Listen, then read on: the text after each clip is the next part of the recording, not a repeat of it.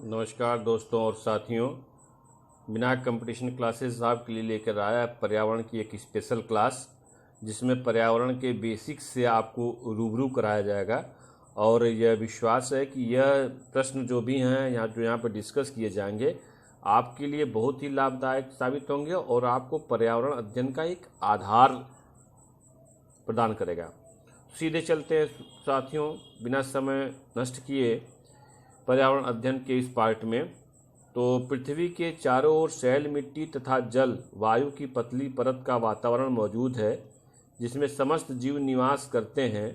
तो जिसमें भी समस्त जीव निवास करते हो क्या कहलाता है? आपका जैवमंडल कहलाता है। क्या कहलाता है? आपका जैवमंडल। हमारी पृथ्वी के चारों ओर शैल, मिट्टी, जल, शैल माने चट्टाने, पर्वत समझ रहे हैं ना, मिट्टी, जल, वायु की एक पतली परत का वातावरण मौजूद है, जिसमें समस्त जीवधारी निवास कर रहे हैं, चाहे पेड़ पौधे हों, चाहे वनस्पतियाँ हों, चाहे जंतु हों। यही हमारा कहलाता है जैवमंडल। पृथ्वी तथा उसका वातावरण जिसमें जीवधारी रहते हैं क्या कहलाता है?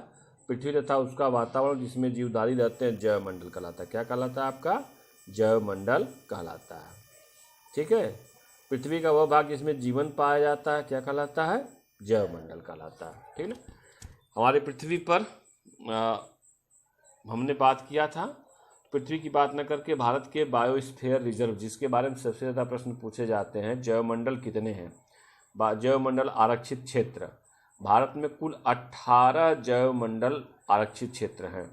यहाँ पर हम 14 ही मेंशन किए हैं, लेकिन 18 जैवमंडल आरक्षित क्षेत्र हैं, जिसमें से 11 को यूनेस्को ने विश्व सूची में डाल रखा है। तो उन 11 के बारे में अक्सर पूछता है।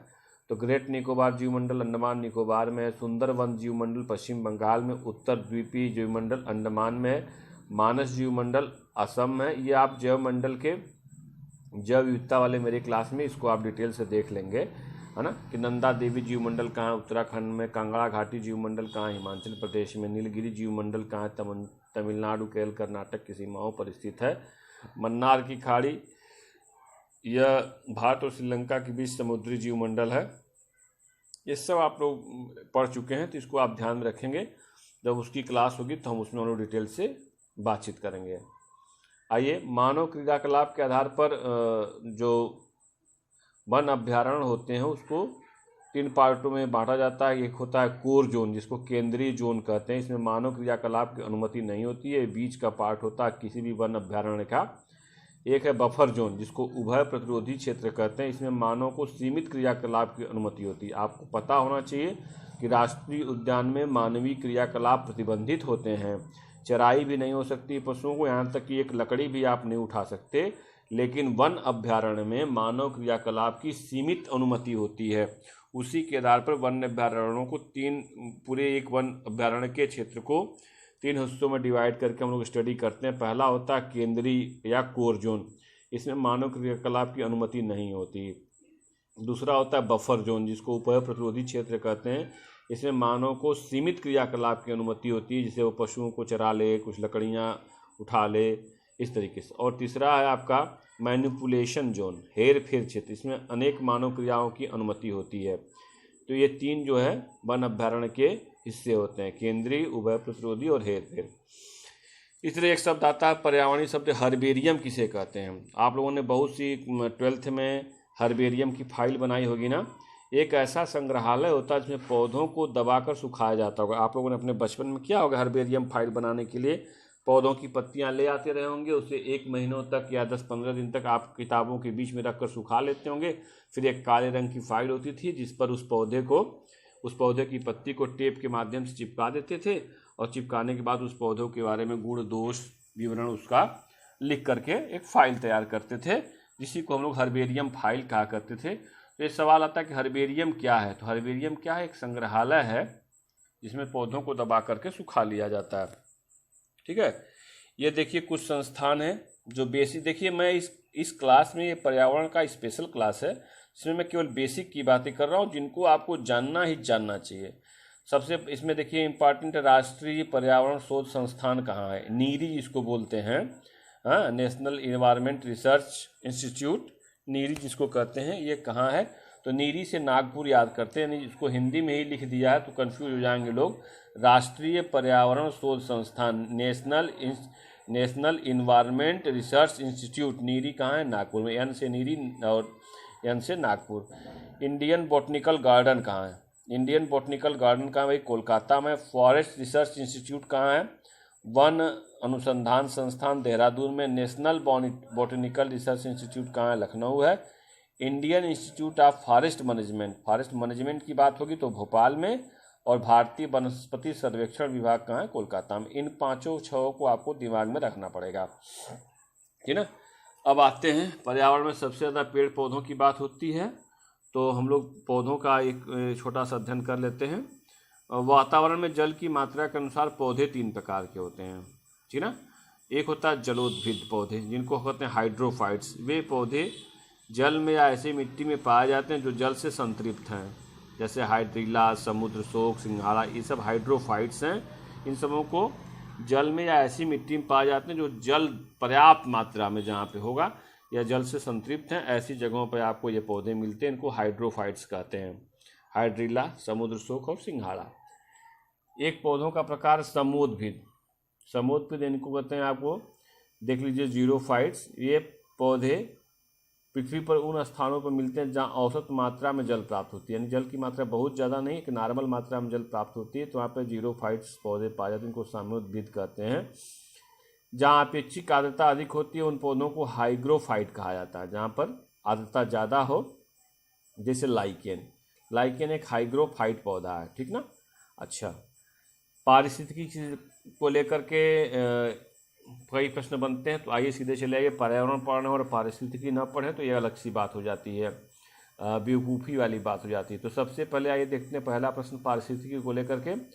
पारिस्थितिकी मानव और पर्यावरण का क्या है? संपूर्ण विज्ञान है। पारिस्थितिकी क्या है? मानव और जिस पर्यावरण में रह रहा उसका संपूर्ण विज्ञान ही क्या आपका पारिस्थितिकी है। यह कथन था E.P. ओडम का। पारिस्थितिकी यानी इकोलॉजी शब्द का सर्वप्रथम प्रयोग किसने किया था? तो रेटर बोलते हैं या रॉन्टजन बोलते हैं, पारिस्थितिकी शब्द का सबसे पहले प्रयोग किया था। पारिस्थितिकी तंत्र अगर शब्द लग जाता है, इसकी विचारधारा सबसे पहले किसने दी?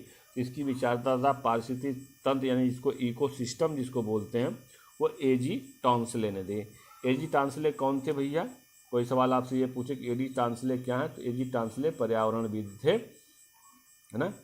पारिस्थितिकी तंत्र के 2 भाग होते हैं, कौन कौन भैया? जीवी और अजीवी, जीवी घटक और अजीवी घटक।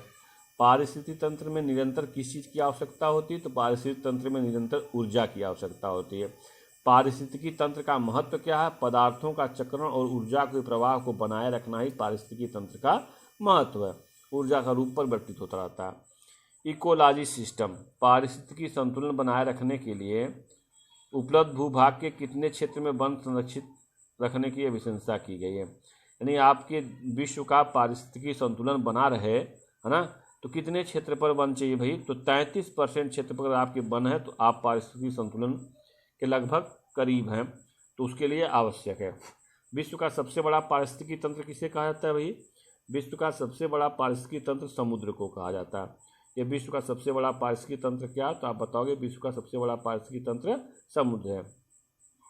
परितंत्र में ऊर्जा का प्राथमिक स्रोत क्या है? परितंत्र में ऊर्जा का प्राथमिक स्रोत सूर्य है। सूर्य के प्रकाश से पौधे भोजन बनाते हैं, फिर उन पौधों को जो है जंतु लेते हैं, ग्रहण करते हैं, फिर उनसे ऊर्जा प्राप्त करते हैं। परितंत्र में मानव क्या है? परितंत्र में मानव सर्वाहारी है। घर के साज सज्जा की सामग्री में रखे गए कृत्रिम परितंत्र को क्या कहते हैं? घर के साज सज्जा की सामग्री में रखे गए कृत्रिम परितंत्र को एक्वेरियम कहते हैं, ठीक ना। सामान्यतः मनुष्य द्वारा बनाया गया छोटा परितंत्र क्या है ना? सामान्यतः मनुष्य द्वारा बनाया गया सबसे छोटा परितंत्र एक्वेरियम है। सर्वाधिक अस्थायी परितंत्र क्या? अगर आपसे यह पूछे तो सर्वाधिक अस्थायी पारिस्थितिकी तंत्र महासागर है। पारिस्थितिकी तंत्र का महत्व क्या है भाई? ऊर्जा प्रवाह व पदार्थों के चक्रण में है। मानव निर्मित पारिस्थितिकी तंत्र क्या है? तो फसल परितंत्र जो है, आप देखो ना, धान का खेत का फसल परितंत्र बनाते हो ना, कैसे बनता है? पानी जाता है, बीज डालते हैं, फिर जो पौधे उगते हैं, उसी धान के खेत में पानी लगा रहता है, तो उसमें घोंघे सीप भी आपको दिखाई देते हैं, कुछ मेढक भी दिख जाते हैं। इस तरीके से एक पारिस्थितिकी तंत्र का निर्माण हो जाता है, ठीक है।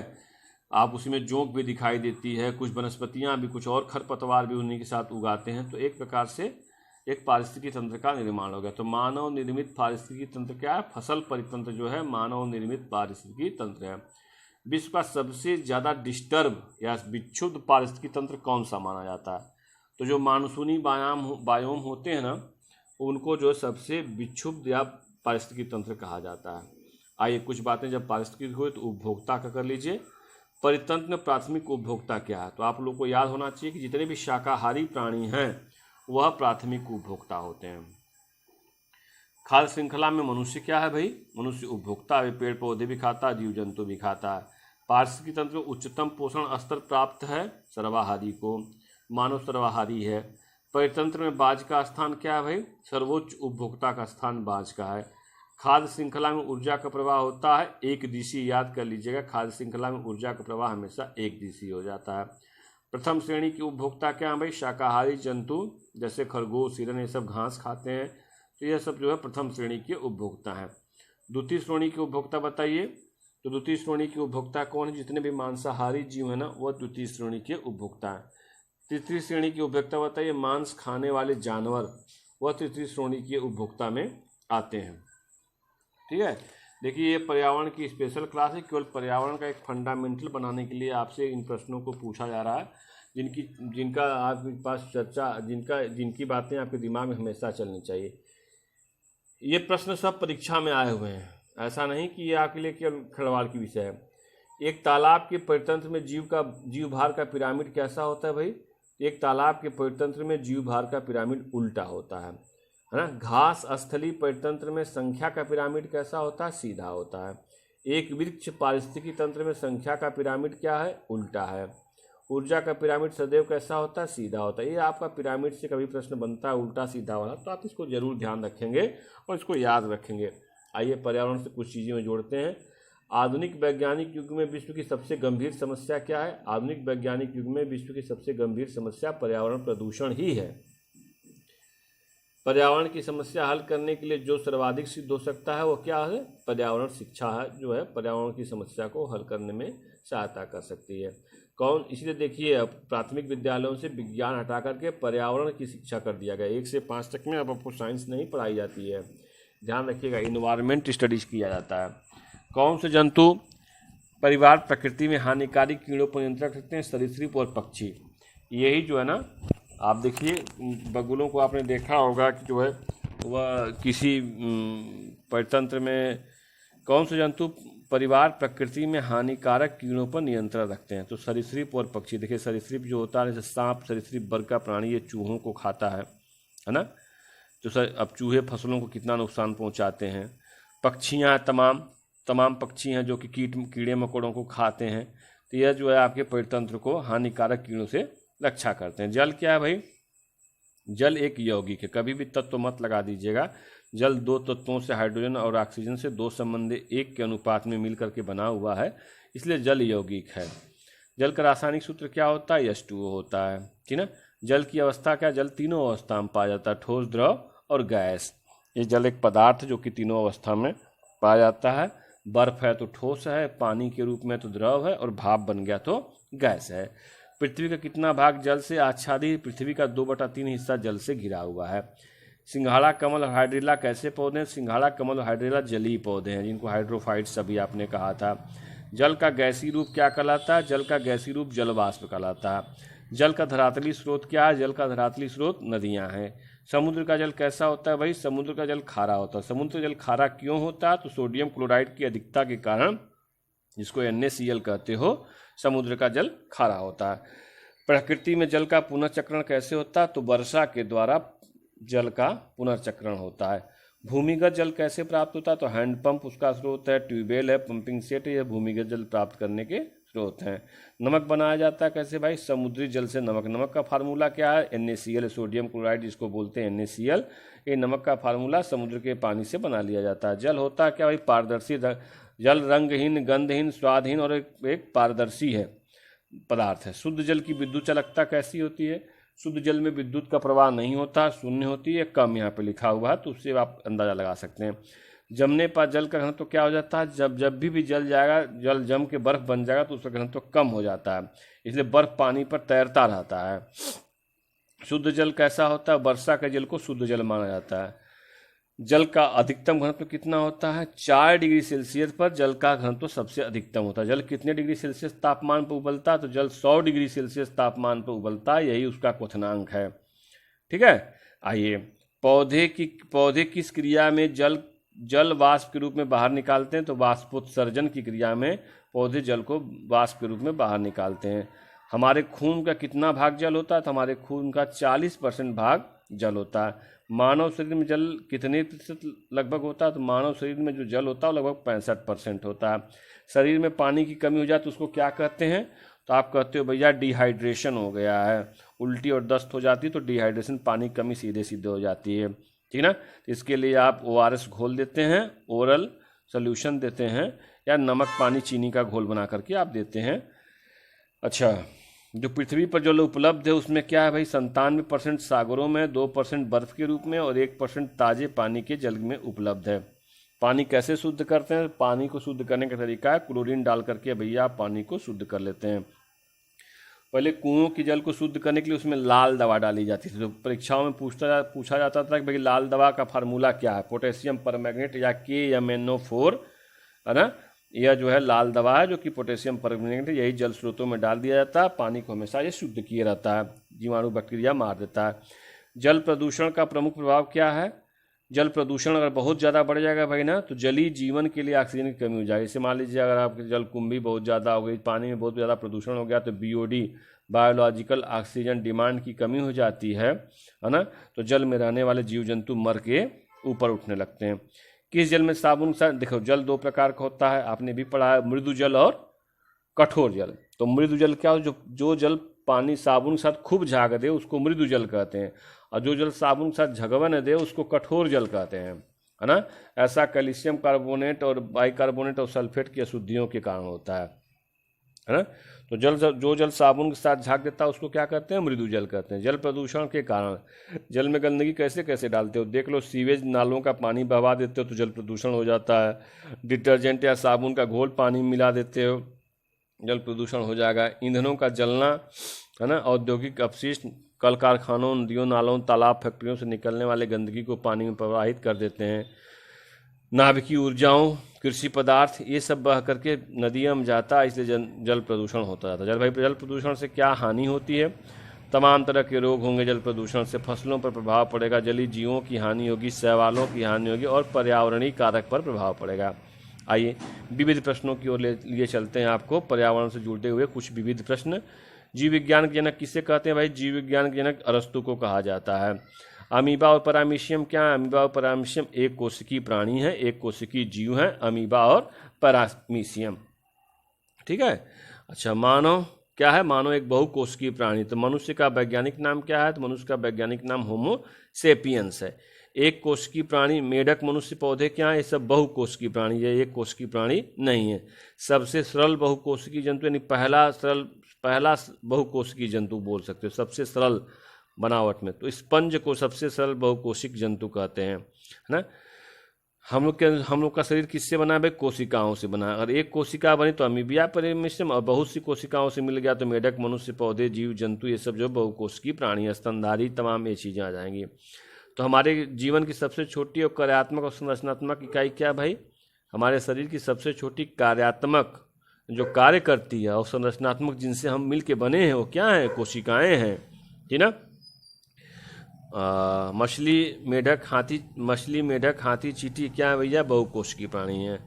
सबसे लंबी कोशिका किसको कहा जाता है, जो तंत्रिका तंत्र है ना, रीढ़ की हड्डी से लेकर मस्तिष्क तक जाती है और सबसे लंबी कोशिका है।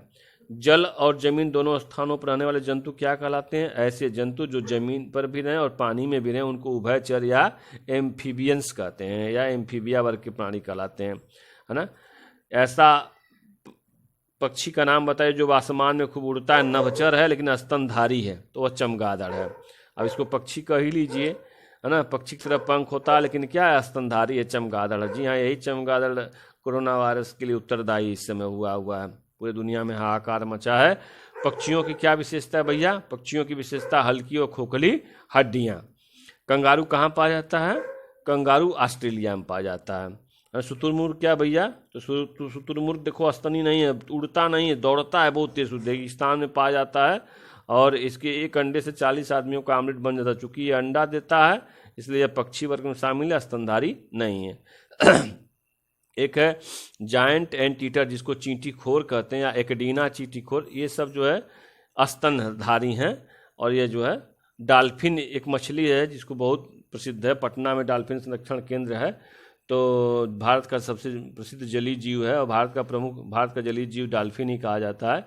यह भी जो है स्तनधारी ही है। आर्थ्रोपोडा के लक्षण क्या है? आर्थ्रोपोडा संघ के जीवों का लक्षण है उनके अंदर जोड़ीदार टांगें पाई जाती हैं। तिलचट्टा, मकड़ी, मच्छर, रजत मछली, ये सब क्या है भैया? ये सब मछली नहीं है। रजत मछली या स्टार फिश देख करके कहें हाँ भैया मछली है, मछली नहीं है, ऐसा नहीं है। स्टार फिश क्या है? एक अलग प्रकार के सब जंतु हैं, है ना। मच्छर कीट में आ जाएगा, मकड़ी है, तिलचट्टा है, ये सब कीट में आ जाएंगे। केंद्रक विहीन लाल रुधाणु किसमें होते हैं? तो कीटों में केंद्रक विहीन लाल रुधाणु पाए जाते हैं, जिनको रेड ब्लड सेल्स बोलते हैं, वो पाए जाते हैं। कौन सा जीव किसानों का मित्र कहलाता है भैया? किसानों के मित्र जो है केचुआ को कहा जाता है किसानों का मित्र। कई जगह सांप को भी किसानों का मित्र कहा जाता है क्योंकि सांप चूहों को खा जाता है। मोर को भी किसानों का मित्र कहा जाता है। इस तरीके से सब जो है काम करते हैं। आइए तो लेकिन आपको जीव पूछा जाए तो आप मोस्ट प्रोबेबली केचुआ को ही मारिएगा, दिमाग मत लगाने लगिएगा। किसानों का मित्र किसे कहा जाता है? तो केचुआ को किसानों का मित्र कहा जाता है। रेशम किससे बनता है भाई? लार्वा की लार से, है ना। शहतूत के वृक्ष पर रेशम के कीड़े पाले जाते हैं और उसमें जो रेशम के कीड़े जो लार्वा, उन्हीं की लार की ग्रंथियों से रेशम बनता है। हमारी कोशिका का पावर हाउस कहाँ है? Power house of the cell. हम कोशिकाओं से मिल के बने या तो कोशिकाओं का ऊर्जा स्थल या कोशिका का शक्ति केंद्र, जो कोशिकाओं के अंदर जो माइटोकॉन्ड्रिया होता है ना जी, वही उसी को कोशिका का शक्ति केंद्र कहते हैं। आत्महत्या की थैली किसे कहते हैं? तो लाइसोसोम को आत्महत्या की थैली कहते हैं। प्रोटीन की फैक्ट्री किसे कहते हैं? तो हमारे प्रोटीन की फैक्ट्री भैया राइबोसोम्स को प्रोटीन की फैक्ट्री कहते हैं। संसार का सबसे बड़ा फूल कौन सा है? संसार का सबसे बड़ा फूल जो है रेफलेसिया है। संसार का सबसे लंबा फूल कौन सा? तो केवड़े का फूल जो है सबसे लंबा फूल होता है ना। संसार का सबसे बड़ा आवृत बीजी वृक्ष किसे कहते हैं? ऐसे आवृत बीजी वृक्ष जो है यूकेलिप्टस है, ये आवृत बीजी वृक्ष है। किस वृक्ष का पर्यावरण वैज्ञानिक या पर्यावरण सबसे ज़्यादा विरोध कर रहे हैं? तो यूकेलिप्टस, जिसको सफ़ेदा बोलते हो ना भैया, इसको जो है पर्यावरण नहीं चाहते कि धरती पर दिखाई दे, क्योंकि ये पानी के धरती के अंदर का पूरा पनिया सूख जाता है और जहाँ भी लग जाता है तो अगल बगल की ज़मीनों को ऊसर बंजर बना देता है। इसलिए पर्यावरणविद क्या कर रहे हैं कि इस यूकेलिप्टस को बहुत ज़्यादा विरोध कर रहे हैं कि इसको नहीं लगाया जाना चाहिए। देखिए यूकेलिप्टस या सफ़ेदा जो है या यह आया था आपका जो है दलदली स्थानों पर लगाने के लिए। इसकी लंबाई खूब ज़्यादा लंबी होती है और इसको पानी की बहुत ज़्यादा होती है, तो ये जल का अवशोषण काफ़ी मात्रा में कर लेता है।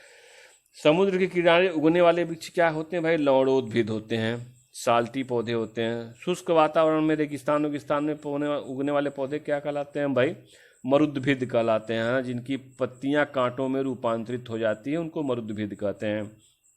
कांटों में क्यों हो जाते हैं? क्योंकि उनके अंदर का पानी वाष्पोत्सर्जन से बाहर ना निकल जाए। विक्टोरिया रिजिया क्या है भाई? विक्टोरिया रिजिया सबसे बड़ी पत्ती वाला पौधा है, इसको याद रखिएगा। विक्टोरिया रिजिया खूब बड़ी बड़ी पत्तियां होती हैं, इसकी पत्तियां सबसे बड़ी होती हैं विक्टोरिया रिजिया की। कोफिया अरेबिका क्या है भाई? कोफिया अरेबिका, जी हाँ, जो आप लोग काफ़ी पीते हैं ना, कोफिया अरेबिका काफ़ी देने वाले पौधे का नाम है। आप लोग जो लौंग मसाला खाते हो क्या है? एक फूल की कली से प्राप्त होता है। आप लोगों ने इतना समय दिया, ये कुछ बेसिक प्रश्न थे जिन्हें हम सबको, जो भी पर्यावरण के पढ़ने वाले लोग हैं, साथी हैं, उनको इसको ध्यान में रखना चाहिए। हम पर्यावरण की स्पेशल क्लास में ऐसे ही कोई एक फिक्स टॉपिक नहीं होगा, लेकिन आपके दिमाग को एक्टिवेट करने के लिए ऐसे प्रश्न लेकर के आएंगे। आशा करता हूँ आपको वीडियो पसंद आया होगा। अपने दोस्तों तक पहुँचाइए, लाइक करिए, सब्सक्राइब करिए और आपको फ्री में PDF प्राप्त करने के लिए आप सीधे व्हाट्सएप करिए। जैसे ही व्हाट्सएप नंबर हमें मिलेगा, आपको मैसेज आएगा, हम आपको PDF प्रोवाइड करा देंगे। Thank you.